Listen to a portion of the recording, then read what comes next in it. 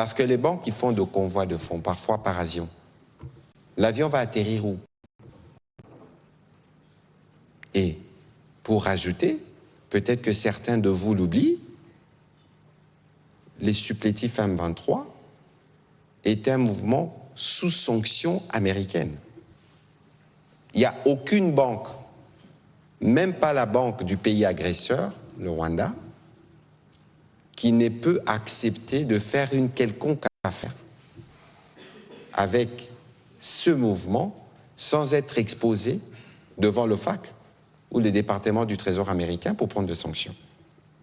Alors aujourd'hui, c'est la tendance, avec un discours mensonger répété, de vouloir faire croire que nous, à Kinshasa, comme gouvernement central, nous punissons, entre guillemets, pour utiliser leur expression discriminatoire des Swahiliphones.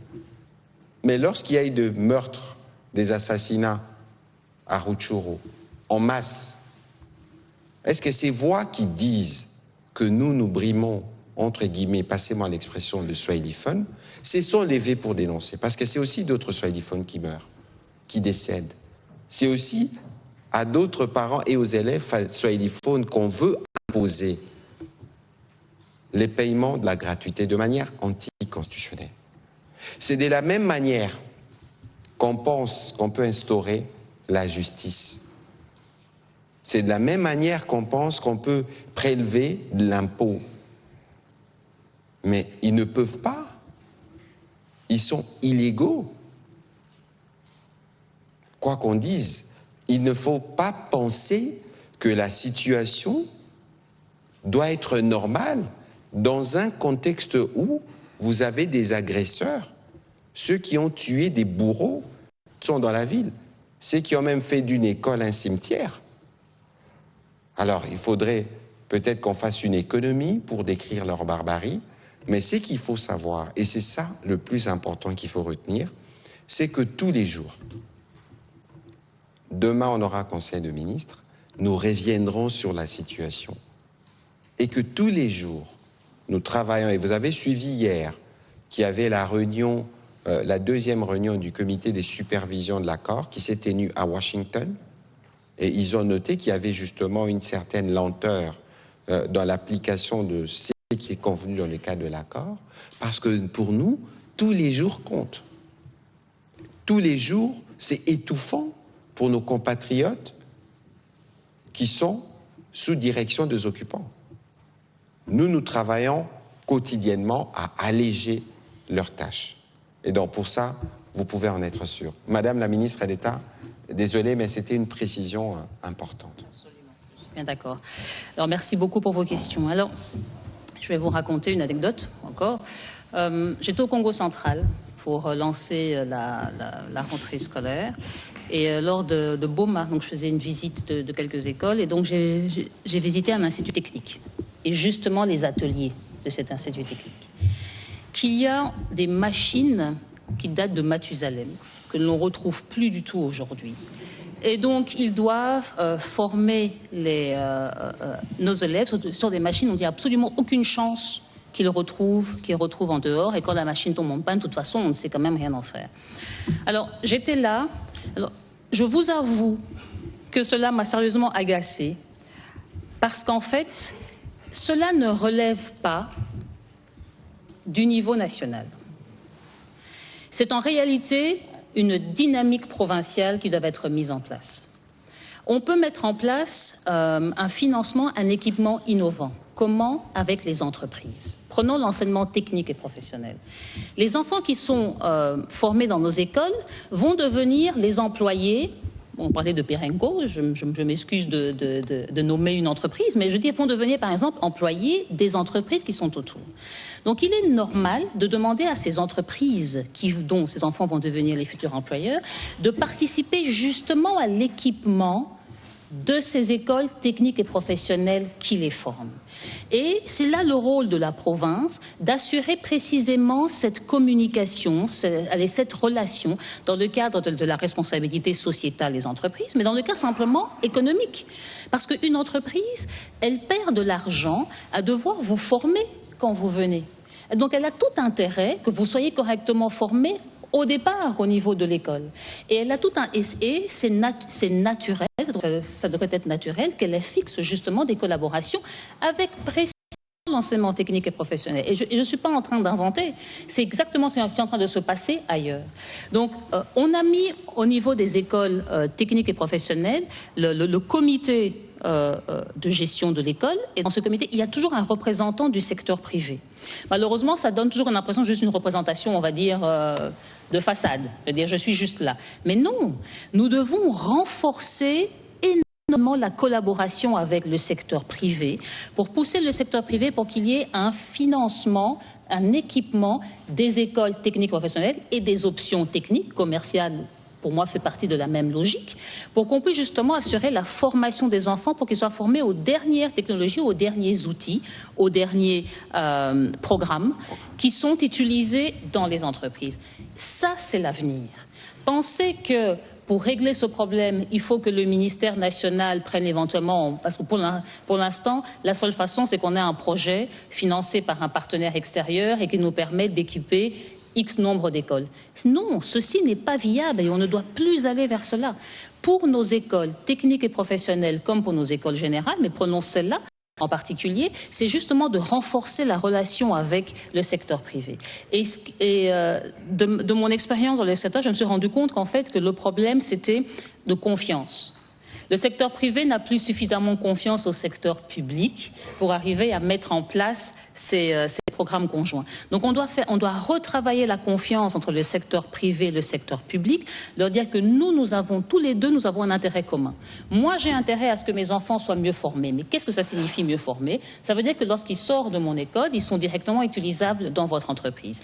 Et vous avez intérêt à avoir des enfants justement directement utilisable. Comme ça, vous gagnez du temps, de l'argent et on produit de la richesse.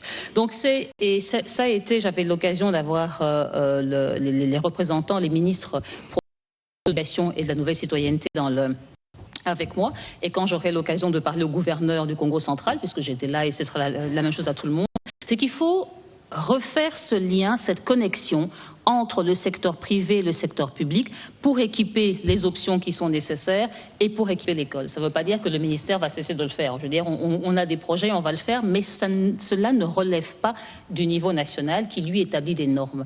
Donc, c'est une dynamique provinciale que l'on doit mettre en place. Donc, ça me donne l'occasion de faire un appel autant au secteur privé qu'à nos provinces pour rétablir ce lien et s'assurer que nos écoles soient équipées. C'est aussi les lieux de rappeler qu'il ne faut pas oublier que l'agriculture, la santé, l'éducation, c'est des domaines à compétences exclusives de provinciales. Ouais. Concernant les bulletins vont être distribués à partir de la semaine prochaine. Tout Kinshasa va recevoir, pour les bulletins primaires vont commencer à être distribués à partir de la semaine prochaine et puis on va les distribuer au fur et à mesure. Ça, c'est pour les bulletins de l'année scolaire précédente, en sachant que les retards sont dus en fait à des mesures simplement de procédure de passation de marché qui doivent être respectées et qui sont lancées, et aussi simplement à la manière dont fonctionne la loi de finances et le budget. Et donc, c'est pour ça qu'il y a eu ces retards. Mais vous avez raison. Comment un système éducatif ne peut pas fournir aux élèves dès le début de l'année des bulletins? Mais c'est un non-sens qui m'a justement empêché de dormir toute l'année passée et qui continue. Parce que les bulletins ne sont pas des pièces de valeur. Je veux dire, le bulletin, ça peut être imprimé par l'inspection générale. Et donc, vous parliez des imprimeries. On a justement testé, en fait, dès l'année passée, enfin, je veux dire, année scolaire passée, justement, on s'est dit, on va arrêter ça. On était obligé de lancer la procédure de passation de marché, donc on l'a faite pour les bulletins 2024-2025, mais cette année, on va arrêter ça. On va justement délocaliser, comme on a délocalisé les centres de correction d'examen d'État, l'idée c'est de délocaliser aussi les impressions des bulletins, de pouvoir le faire avec l'inspection générale, parce que ça, c'est vraiment une prérogative typiquement du système. On n'a pas besoin de sortir ça. Donc on est justement en train de travailler là-dessus pour avoir cette année, on met en place un nouveau dispositif pour que les bulletins soient automatiquement disponibles. Les diplômes, c'est une autre histoire, mais même pour les diplômes, on va utiliser des structures nationales qui sont définies, comme le CENAPI, comme l'Hôtel des Monnaies, qui, eux, doivent imprimer les titres de valeur. Donc, on veut vraiment rester que ce soit plutôt une prérogative nationale, parce que c'est le cas, c'est notre souveraineté nationale. Donc, on utilise le secteur privé je dis plutôt national, mais en termes d'imprimerie quand c'est nécessaire. Mais c'est vraiment pour les bulletins, c'est l'inspection. Pour les imprimés de valeur, ce sont les structures nationales qui le font. Et on arrête ce système qui nous ridiculise. On ne peut pas ne pas avoir de bulletins. Donc, les mesures sont prises pour que cela change cette année scolaire. Et pour l'année scolaire précédente, les distributions vont commencer à partir de la semaine prochaine et vont se poursuivre jusqu'à ce que la fin des stocks soit livrée et distribuée. Donc je remercie l'ensemble du système éducatif pour la patience et pour la confiance. Rassurez-vous, on est en train de travailler là-dessus pour que ces choses changent parce que c'est juste anormal. Et comme vous savez que j'aime la technologie, il va aussi y avoir des bulletins digitales. Comme ça ira encore plus vite et ça va nous permettre de pouvoir d'avoir des accès à l'information le plus vite possible, quoi. Voilà, oui, même les bulletins. Vous faites réagir la salle. Je suis désolé, il n'y a pas d'applaudimètre ici. Madame la ministre d'État, on a beaucoup parlé, on a tout dit. On a beaucoup parlé. Oui. Je crois qu'on va terminer par là parce que d'ailleurs, je vais demander aux journalistes qui sont ce soir de rester parce qu'on va avoir un rapide briefing avec le ministre de la Santé au sujet justement de la résurgence d'Ebola. On aura l'occasion d'en reparler des mesures qui doivent être prises notamment dans les écoles. Mais Madame la ministre d'État, quels peuvent être vos mots pour conclure le briefing de ce soir en prenant rendez-vous pour le prochain? Merci beaucoup, Monsieur le ministre de la Communication. D'abord, je voudrais remercier l'ensemble des journalistes pour votre présence et pour les questions qui ont été abordées et qui nous ont permis vraiment d'aborder des problématiques majeures qui nous ont occupés autant l'année scolaire précédente et qui vont nous occuper cette année. Je voudrais ici rappeler, et c'est important, et j'espère que vous allez tous télécharger le plan quinquennal 2024-2029 parce qu'il permet de donner vraiment la vision et les actions du ministère. Je voudrais vous rassurer que le ministère de l'Éducation nationale et de la Nouvelle Citoyenneté travaille à améliorer la qualité de notre système éducatif. Nous avons eu une année scolaire qui nous a permis de mieux comprendre comment marchait le système et de pouvoir mettre en place des nouvelles mesures maintenant. Et nous voulons travailler au niveau vraiment de nos territoires pour que lorsque votre enfant revient à la maison, lorsque vous êtes en milieu rural, vous avez bien le sentiment que cet enfant a acquis des compétences qui vont permettre d'améliorer les conditions de vie dans vos communautés. Et donc, je voudrais rappeler aux parents l'importance d'envoyer vos enfants à l'école, vous remercier pour la confiance que vous avez toujours en l'école, parce que vous envoyez vos enfants à l'école, c'est que vous avez toujours confiance en nous. Nous vous remercions pour cette confiance, nous vous encourageons à le faire, d'envoyer vos filles et vos garçons à l'école et soyez rassurés que nous mettons tout en œuvre pour améliorer la qualité. Aux enseignants, je voudrais aussi rappeler et vraiment souligner votre engagement, votre dévouement.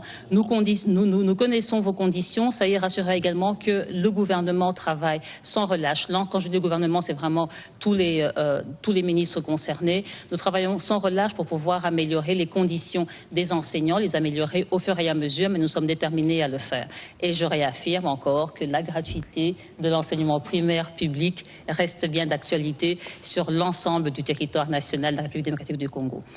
Merci, Monsieur le ministre. Voilà, merci beaucoup, Madame la ministre d'État. S'il vous plaît, je pense que... Voilà, merci beaucoup, Madame la ministre d'État, de votre participation à cet exercice de redevabilité. C'était crucial parce que vous nous avez parlé notamment du plan quinquennal et je pense que les parents qui nous ont suivis peuvent s'y projeter parce qu'il s'agit du présent et de l'avenir de nos enfants. J'espère qu'on prendra rendez-vous cette fois-ci pour le professionnel des médias parce qu'il faut penser aussi à une initiation à l'intelligence artificielle comme on vous reconnaît ces compétences technologiques un peu plus avancées que nous tous. Merci à vous et on va se retrouver dans les minutes qui suivent pour justement avoir ces briefings autour de la résurgence d'Ebola avec le ministre de la Santé. Merci.